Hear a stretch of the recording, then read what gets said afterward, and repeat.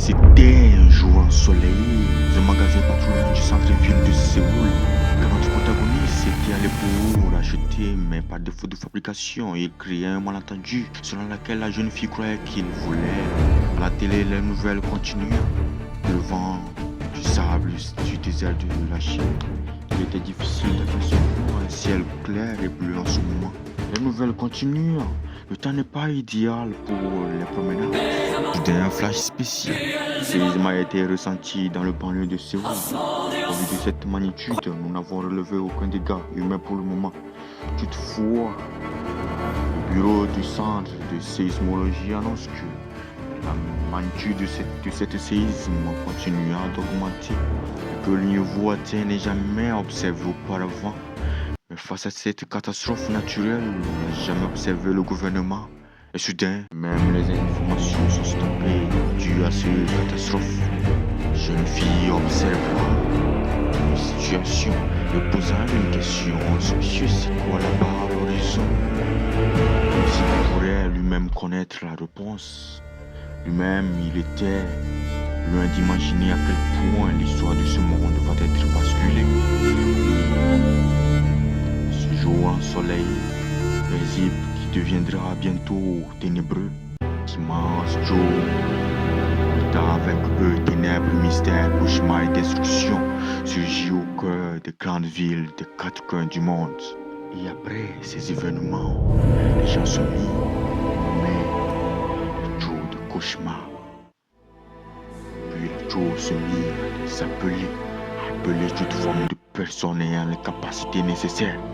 Ainsi, ceux qui acceptaient reçurent la bénédiction du système d'interface et obtiennent des items ainsi que des capacités et des compétences comme dans les jeux vidéo. Déluge de monde se mit à s'abattre sur le monde. Les gens les nommaient les plaies de la Chou. Cet événement a causé la perte d'un tiers de la population.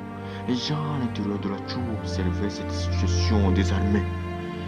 Et après cela, Chou se mit à les proposer de devenir les marcheurs de la Chou, des sauveurs de l'humanité,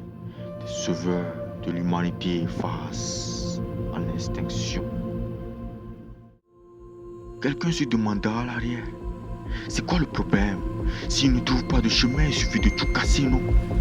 Une découverte, une pierre. C'est quoi cette pierre qui brille?